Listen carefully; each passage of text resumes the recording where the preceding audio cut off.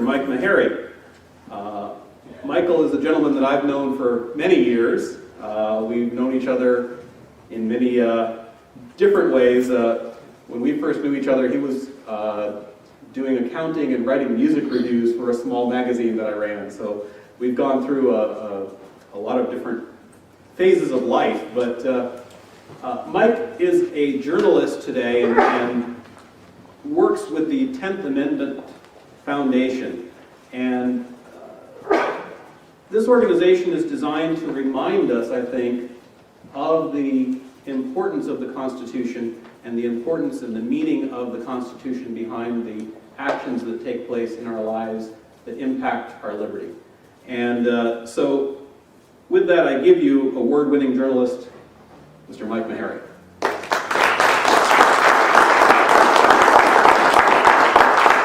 Thank you guys so much. Thanks for the opportunity to speak with you guys today and just to be here. Thanks, Scott.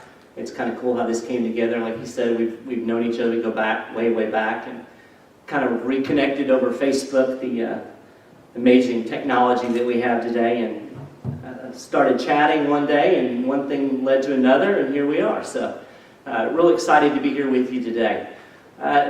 Like Scott said, I'm the Communications Director for the 10th Amendment Center. And basically, we're a think tank. We're based in in Los Angeles, California.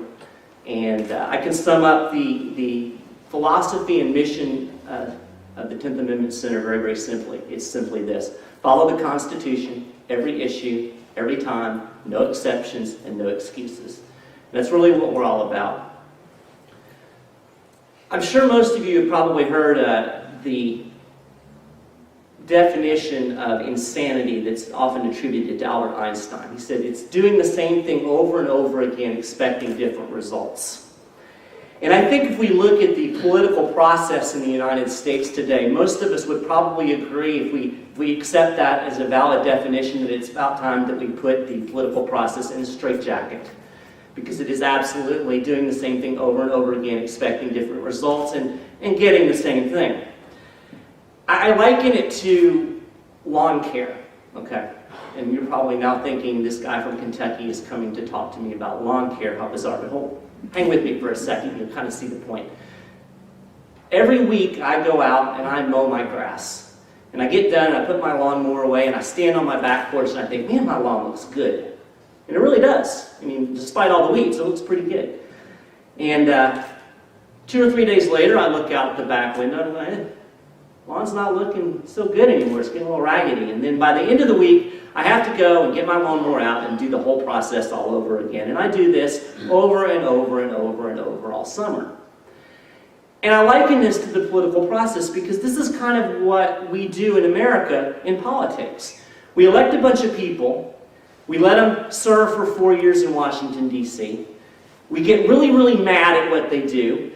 We vote them all out, replace them with new bums, rinse, wash, and repeat ad nauseum. So it's just like the grass. And my lawn is only going to look good if, A, I continue mowing it over and over, or I can fundamentally change the nature of my yard. I could rip all of the grass out by the roots and maybe put down gravel, which is what they do in Arizona.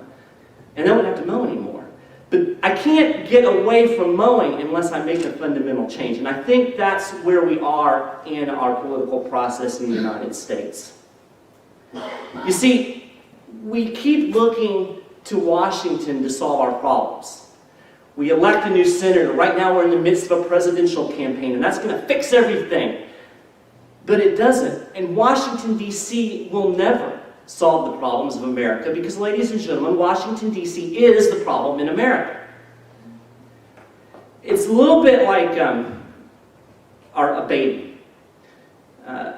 Probably a lot of you have had kids or have them now, and you've raised babies. And if you have done this, you know that you have to change their diapers.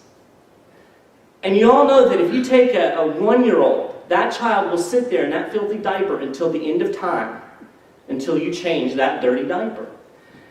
Washington, D.C., to me at this point is kind of like a dirty diaper, and we need to get busy and as the adults in this relationship, start changing some dirty diapers. And the only way that I see that we're going to be able to do this, to save the Republic, is to reestablish the proper balance of power between the state and the federal government. Right now, we've got a federal government that pretty much does whatever the heck it wants to. And the state governments basically beg and plead, please let us do what we might want to do. That is not going to ever change until the states assert the natural sovereignty and power that they have under the system that we were given. And the biggest tool that we have in that tool chest is the concept of nullification. Now, as soon as I say that word, you've got a certain number of people that immediately get all tensed up and get nervous and won't talk about nullification. But let's actually take some time and talk about it. And talk about what it really means and what it really is. Because I think when we do, we will see that this is a valid, legitimate tool to actually bring some changes about instead of just mowing the grass every 3 or 4 years. I think it's really easy to describe nullification. Now, some people will make it really complicated because they want to make it into this like legal principle and make you feel like you have to have a law degree from Harvard to understand it. But it's really quite simple. In fact, you can do it at home. And my wife and I quite often do kind of an adaptation of nullification quite often because we have 2 teenage daughters, okay? And as anybody that's raised teenage daughters know, they don't always like the wardrobe limitations that their parents put on them. And so every once in a while, we're forced to do what we call wardrobe nullification. And it works kind of like this. One of our lovely daughters will come into the living room or into the kitchen where we are, and she'll be wearing something maybe that's, well, let's just say not quite appropriate. And usually my lovely wife is the one to do this because she's a lot quicker on the draw than I am. She'll look at him and, no, young lady, you are not walking out of the house in that. You go right back there and change your clothes. And of course, they go back and they change their clothes. And there you have it, wardrobe nullification. Very simple. And it works. And all it is it's the people with the rightful authority, which is the parents, saying to the child, no, you may not do this. And that's really the essence of nullification. It's saying no. Any 3-year-old can tell you how to do it. They do it all the time. Now again, like I said, when you start talking about this, people get really, really nervous because we are taught from the time we are about 2nd grade that the federal government is this grand institution in Washington, D.C., and all authority flows from them, and we bow down to them, and they are all powerful, and the states are littler, and the people are littler still, and they have it completely flipped up on its head. That's not the nature of the government that our framers gave us. And as we get older, our thinking becomes more sophisticated, but it's still the same. That all the power comes down from the federal government, and we're taught about the supremacy clause, and that's important. But in reality, that's not the system that our framers gave us. And for us to understand nullification, we actually have to go all the way back to the very structure of the United States. Now, nullification as a principle was first articulated by Thomas Jefferson and James Madison, and it wasn't, contrary to popular belief, created by some slave owner somewhere that wanted to perpetuate slavery. It was actually done by these 2 men in response to the Alien and Sedition Acts in 1798. And a lot of times when I have more time to speak, I'll actually go into the Kentucky and Virginia resolutions, and I encourage everybody to Google it. They're not really that long, and just actually read them because they're self-explanatory. But what I want to do is I want to actually go before that, and I want to go all the way back to the Constitutional Convention in Philadelphia, where the basic structure of our government was hammered out and created. Now, a lot of you probably know that at the Philadelphia Convention, there were a number of delegates there who were very favorable for a strong, centralized national government. Alexander Hamilton was chief among them. He actually went as far as wanting to have a president for life, a senate for life. He was very enamored by the British royal system, and that's what he wanted. But even some of your more people that today we think of as being more limited government types, like James Madison, were really in favor of a strong national government. In fact, James Madison proposed on numerous occasions throughout the convention that there should be a federal veto on all state laws.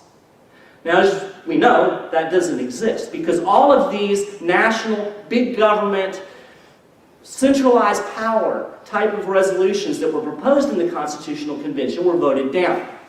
And what we were left with was a Constitution that created a federal government with enumerated and limited powers. Basically, it was the powers that were given and delegated to the federal government were the ones that they were allowed to exercise.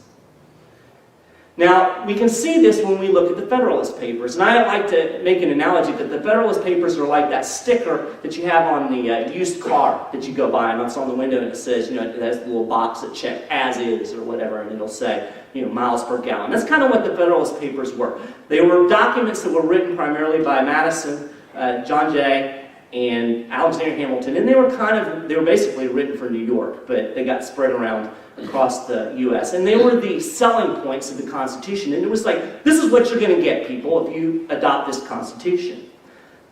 In the Federalist, Madison very succinctly explained the nature of the federal government that they were creating with the Constitution. It was in Federalist 45, and he said this: the powers delegated by the proposed Constitution to the federal government are few and defined. Those which are to remain in the state governments are numerous and indefinite. There you have it right there. Madison went on to explain what he meant by few and defined and what those few and defined powers would be. He said they would basically have to do with war, peace, treaties, international trade. That was pretty much it. Everything else that had to do with the liberties and the prosperities of the people were to be left with the state and the people. That was how the Constitution was sold. And it's very important to understand and remember that. But even more important is to go and look at the ratifying conventions. Because it was at the ratifying conventions that the people elected delegates, and the delegates approved the Constitution. And basically what they approved defines what the Constitution is. It's just as in the same way that when you write a contract, if you agree to a certain contract and you say, okay, this is how I understand the contract, and everybody says, okay, yeah, that's how it is, then that's how it is.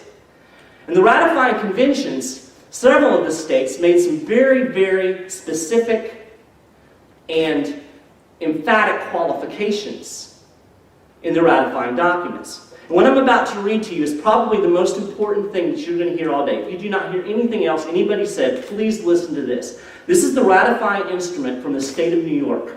And it says this: that powers of government may be reassumed by the people whensoever it shall become necessary to their happiness, that every power, jurisdiction, and right which is not by the said Constitution clearly delegated to the Congress of the United States or the departments of the government thereof remains to the people of the several states or the respective state governments to whom they have granted the same, and that the clauses that are in the said Constitution which declare that Congress shall not have or exercise certain powers do not imply that Congress is entitled to any power not given by the said Constitution, but such clauses are to be construed either as exceptions to certain specified powers or inserted merely for greater caution. Did you guys catch the very beginning of that? The powers may be reassumed by the people whenever they feel it's to their benefit. That's pretty powerful stuff. The state of New York is basically saying, look, we're going to delegate these powers, limited to the federal government. We reserve the right to take them back. That is the structure of the government that the states approved. Virginia had very similar language, and in fact, South Carolina, they put it kind of basically down to one line in their ratifying document and basically said, the powers we're giving to the state or the federal government, that's all you get. So we see this structure, and we realize that it's completely opposite of what we've been taught. The federal government isn't the unlimited power source. The unlimited power source is the people. And the people first delegated to their state and state legislatures powers. And they gave a few powers to the federal government. You guys are the ones with the power, not the federal government. Well, the ratifiers weren't really even content with that. They wanted to make sure that the federal government gets the message. So they insisted that there would be some amendments that would be added to the Constitution before in kind of, okay, we'll ratify this, but we're going to have these amendments. And we have what we now know as the Bill of Rights. And I think the two most important of the Bill of Rights are the 9th and 10th Amendment. And they basically say the same thing in two different ways. The 9th Amendment says, okay, federal government, we've said that you can't do these certain things. That doesn't mean that there's not other certain things that you can't do. And then the 10th Amendment, which of course is my favorite, all powers that are not delegated to the federal government remain with the states and the people. This, ladies and gentlemen, is the federal government as it was given to us. I don't think most people understand that anymore. When you understand that, That is where the idea and the power of nullification comes in, because the states are the ones with the power. But then it comes down and people, okay, well then who decides? And most people, as we were taught in our government schooling, is that the Supreme Court is going to decide. And we're seeing that right now in the healthcare debate. And I don't have anything against the Supreme Court. The Supreme Court has a very important job. It's to judge cases. But nowhere in the Constitution was the Supreme Court given final and all-encompassing authority to define the powers of the federal government. In fact, Thomas Jefferson had a very different understanding. He said, whensoever the general government assumes undelegated powers, its acts are unauthoritative, void, and of no force. That to this compact, each state acceded as a state, and as an integral part, its co-states forming as to itself the other party. The government created by this compact was not made the exclusive or final judge of the extent of the powers delegated to itself, since that would have made its discretion and not the Constitution a measure of its powers. But that as in all other cases of a compact among powers having no common judge, each party has an equal right to judge for itself, as well as of infractions, as for the mode and measure of redress. It's from the Kentucky Resolutions of 1798. And basically what Jefferson said was that the federal government cannot be the one that decides the extent of its own power. It's absolutely a nonsensical position. Now think of it like this. We got football fans in here? Anybody football fans? South Carolina fans? Clemson fans? Oh, we got a lot of Clemson fans. Okay, so we'll do it like this. Let's say every year you got your South Carolina-Clemson game, right? Let's say, for all of you Clemson fans, we decide that a South Carolina Gamecock player gets to be the referee for the game. How do you think that's going to work out for you? Not very well. Not very well. And yet, that's the argument that we're making on a daily basis with the federal government. We're saying that the Supreme Court, which is part of the federal government, with justices appointed by the President, part of the federal government, approved by the Senate, part of the federal government, is going to overrule the Congress, which is part of the federal government, and actually limit the power of the federal government. Really? No. It doesn't work like that. It's a nonsensical position. And this is something that I'm becoming more and more emphatic about, because I keep hearing this, well, the Supreme Court's going to do this. No, they're not. You realize that from the mid-1930s, when Roosevelt started the New Deal, and the Supreme Court started ruling his New Deal stuff unconstitutional, and he threatened to pack the court. And they said, oh, we're in trouble here. From that point until the mid-1990s, the Supreme Court never once ruled any act of the federal government unconstitutional. It wasn't until the mid-90s when Sheriff Mack sued and won his case on the Brady Bill. That was the first time in that 60-plus year span that the Supreme Court had ever ruled anything unconstitutional. Are you kidding me? Are you really going to sit there and tell me that there was nothing in that 60 years that the federal government did that wasn't against the Constitution? It's ludicrous. Now, the next argument that you're going to get when you start saying, well, you're going to have chaos if you let this happen. If you let the states start deciding what is and isn't constitutional, we'll have chaos and people running in the streets and anarchy. And I look at them and I say, what do we have now? I mean, really, you've got a federal government that runs around and does whatever the heck it wants to. To me, that's kind of chaos, okay? But let's really think about this rationally for a second. How many of you guys, when you were younger, played kickball or baseball or pickup? We were crazy. We used to play football in the street. I'm surprised I made it this far. But some of you might have, car, everybody runs off the street. How many times when you had these games that you came up with and you got the neighborhood, how many times did you ever have a referee? I don't ever remember having a referee. And yet somehow we managed to play numerous organized games to conclusion and determine the winner or loser without a referee. And really, this is what Jefferson's getting at. When you've got two parties and there's no higher power, then the two parties have to work out for themselves and decide. Each of those parties has a right and a power. And I'd say that that's not even a good analogy, because the states, in essence, are the creator of the federal government. So what we're saying is that the states' creator get to tell the created, yeah, this is the limit of your power. And I don't think it's nearly as chaotic as we think. It's messy. Granted, it's very messy and it can get ugly. And we saw that happen in the 1830s with right here in South Carolina with what they call the Nullification Crisis. And it almost came to war, but it didn't. And people will look at me, and this is always the people that don't really have a real strong grip on nullification history. That's the one thing they've heard of. And they'll come up and say, well, you know, that South Carolina nullification, that didn't work out so good. And I look at them and say, did it not? Because what was the aim? It was to get tariff relief for the South. What ended up happening? There was tariff relief in the South. Maybe not to the extent that they wanted. Maybe it wasn't a complete win, but certainly South Carolina's position. And I'll say this now, I don't agree with Calhoun's conception of nullification. But nonetheless, it did bring about some relief for the South and some constitutional remedy. In fact, we see this principle of nullification has worked and been applied numerous times throughout history.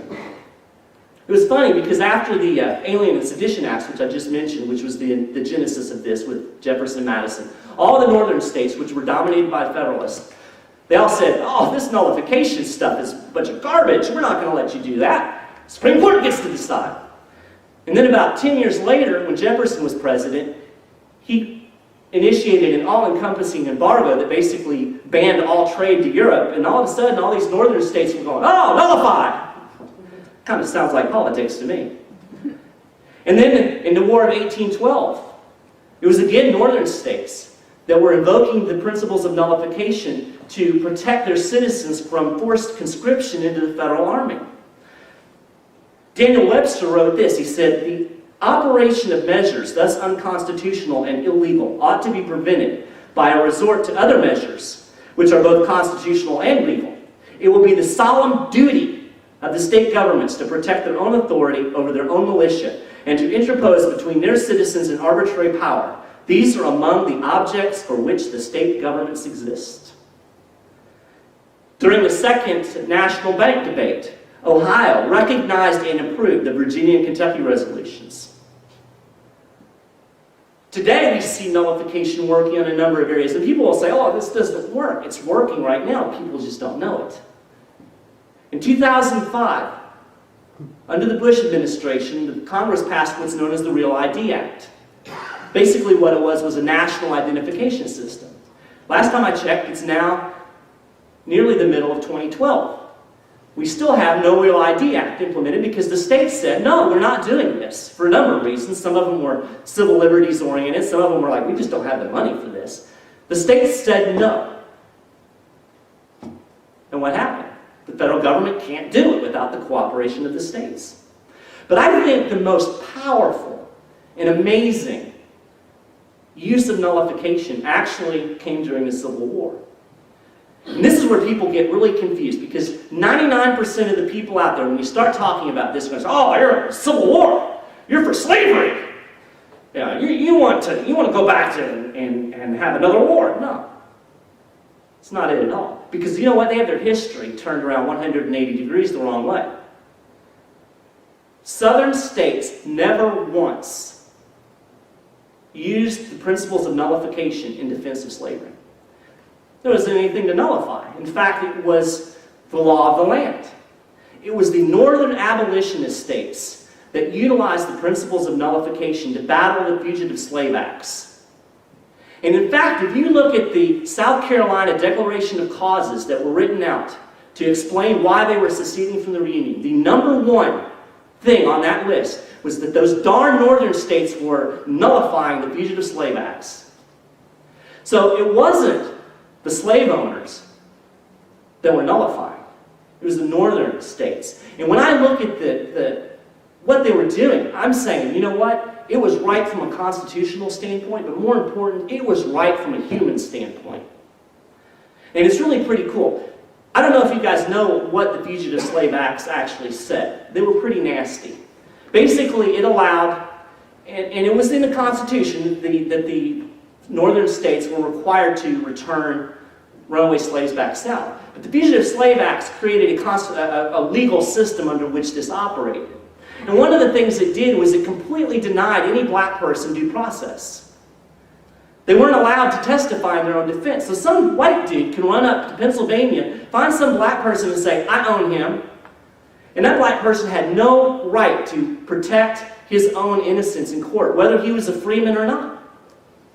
And in fact, it is documented that many free blacks were taken back south into slavery under the fugitive slave laws. There was also another nifty little thing that they came up with. They had these slave commissioners. And they decided that they would pay the slave commissioners based on their performance of their job. So if they successfully delivered a slave back to his master, then they got $10. But if they caught a black person and it was determined that they were not a runaway slave, they only got $5. Nice, huh? And not only that, they could go up to anybody in any northern state. A federal agent could go up and say, hey, you right there, I need you to come help me get this runaway slave. They were required by federal law to act under that. What? Absolutely abhorrent. So the northern states said, you know what, we are going to at least try to give these people some basic rights. So they started passing what were called personal liberty laws, and almost every northern state passed them. And they would do a number of different things, but they would do things like, for instance, they would say the federal government was not allowed to use any state or local jails to hold fugitive slaves. Basically, they refused state cooperation with the federal government. They would use their kidnapping laws to prevent black people from being just drug out of their homes and hauled back south. And many of the states required jury trials before somebody could be returned south. And then others would require at least 2 to 3 corroborating witnesses before they could haul somebody south. And these protected the basic liberties of these people. This is a good thing, ladies and gentlemen. And you know what? The Supreme Court ruled unconstitutional. Can't do it. And the state said, screw you, doing it anyway. Because they believed in the rights of their citizens. And this is what, I've got a good friend, his name is Robert Scott Bell, and he's very well known in the holistic health movement. And you may or may not agree with the holistic health kind of stuff, but his frustration is a lot of things that, in terms of nutrition and natural remedies, are not approved by the FDA. And so you can't talk about health benefits that they might have. And you know what he says all the time, and I love, this is one of my favorite quotes in the whole world. He says, stop asking permission where none is required. Love that. Because we're too used to just bowing down and saying, oh, okay, we'll do it. I'm going to close out with a real shortened version of one of my favorite stories in history that I will almost guarantee that probably none of you have heard, unless you've heard my speech before, or maybe read Tom Woods' book. And it's about a gentleman named Joshua. And at this point in the story, we don't know what Joshua's last name was, because you see, Joshua was a slave. He lived in Missouri, and we don't really know much about his early life up to the time he was in his mid-30s. We do know where he was on New Year's Eve in 1849. He was in a holding cell in St. Louis waiting to be sold. And the next day, which was New Year's Day in 1850, he was sold to a man named Benamy Stone Garland. And he spent the next 2.5 years or so working on a 300-acre farm on the Mississippi River in Missouri. Now, at some point, Joshua started to entertain thoughts of freedom. And for us here, we're like, well, duh. You know, of course, if you were in slavery, I always think I wouldn't do that. I would rebel. But you have to understand that these people were raised from their birth to think of themselves as being in servitude. And as horrible as slavery was, it was the life that they knew. And for all of us, a lot of times the evil we know is better than the evil we don't know. And so to even start to contemplate freedom for a slave was a pretty big step. Because, you know, they had to leave everything that they knew. Their source of food, their family structure, whatever, you know, what of that there was. But at some point, Joshua had in his head that freedom would be better. And at one point, he made a decision to act. And at the time, there was a boat that was in the middle of the Mississippi River, and it was used actually as a schoolhouse for black children. It was also a bridge onto the Underground Railroad, and this was well known among the slaves in the area. And one night, he snuck aboard this ship as it was pulled over to the Missouri side. And in the darkness of the night, on a spring day in March, the boat was pushed over to the Illinois side, and he stepped off to freedom. And I often wonder what went through his head that moment that he stepped onto free soil for the first time in his life. I know if it was me, I would probably get down on my knees and thank my God for freedom. But this was only the very beginning of his journey.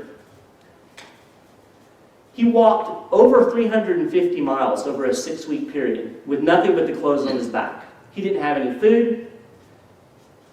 He was given some seed potatoes by a friendly farmer, and he later said that served as his sustenance for several weeks. He walked all the way from St. Louis, Missouri to a town up on the Great Lakes in Wisconsin called Racine. And for some reason, he decided that was the place that he was going to lay down his roots. And he did. And at that point, he took on a last name, and we now know this man is Joshua Glover.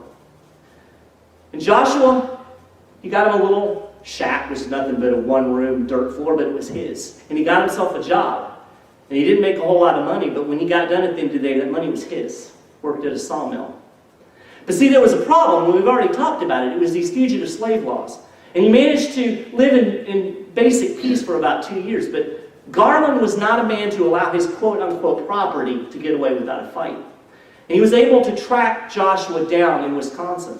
The really sad part of this story is it's pretty well understood that the way he was able to track down Glover was through another escaped slave whose name was Nelson Turner. And Turner kind of decided the value of a buck was a little bit better than the value of a friendship or the value of freedom.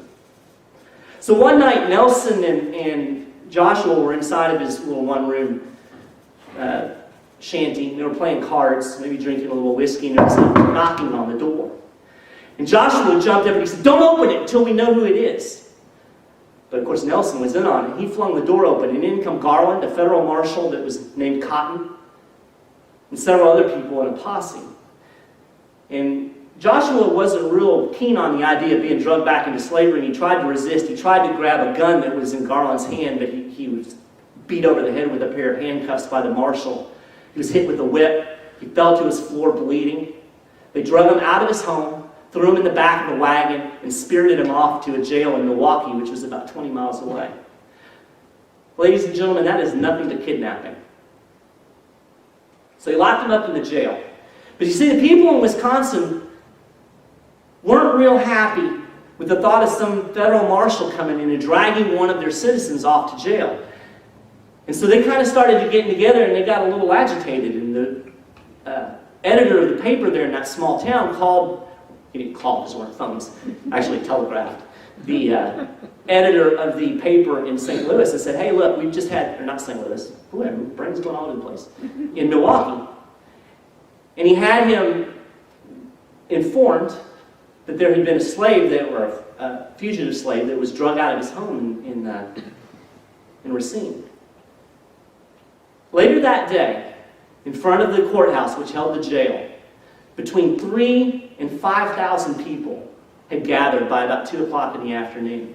This newspaper editor, his name was Sherman Booth, and he was a staunch abolitionist. And he was running through town saying, "Are we going to be complicit with these slave catchers? No." And people started to gather.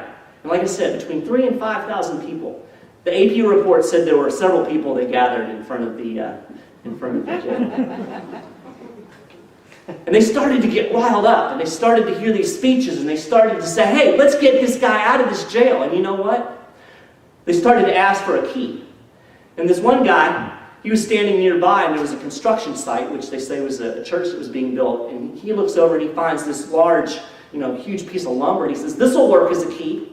And several men took it, and they broke down the door of that jail, and they brought Glover out. And they say that there was a parade. It was almost like the 4th of July. People were cheering. They were like patting him on the head, and he was, being the star. They got him in a wagon. They got him to a bridge on the outskirts of town where a guy named John Merchant put him in his wagon and got him into the Underground Railroad system. And for the next 3 weeks, he traveled. He actually traveled about 150 miles to go 20. Ended up back in Racine. Ultimately, he was put on a steamship and finally got the freedom that he longed for in Canada. Pretty amazing story. Got to live out his life in freedom, ended up getting married. There's records that you can go find that show his income and all the things that he did when he was in this little town outside of Toronto. But you know, when I think about the story, the thing that's really amazing is that it wasn't just about one man who decided, I'm going to have my freedom. It was about a whole bunch of other people who gave up and sacrificed because they said, you know what, this man should have his freedom. You know, I mentioned the newspaper editor, Sherman Booth. He ended up being, first off, sued by Garland in civil court. And then he was charged by the feds under the Fugitive Slave Act. The first time he got a hung jury on that one. The second time he ended up getting convicted. But you know what? The Supreme Court of Wisconsin kept issuing him writs of habeas corpus, and every time the feds would arrest him, the Wisconsin Supreme Court would let him out of jail. He got out of jail like 3 or 4 times like this. And of course the federal, oh, you can't do that. This is a federal issue. And they said, we did. And in fact, the legislature of Wisconsin, they passed a resolution approving of their Supreme Court and saying that the federal government has no right under the Constitution to come in and say that we're going to deny somebody due process.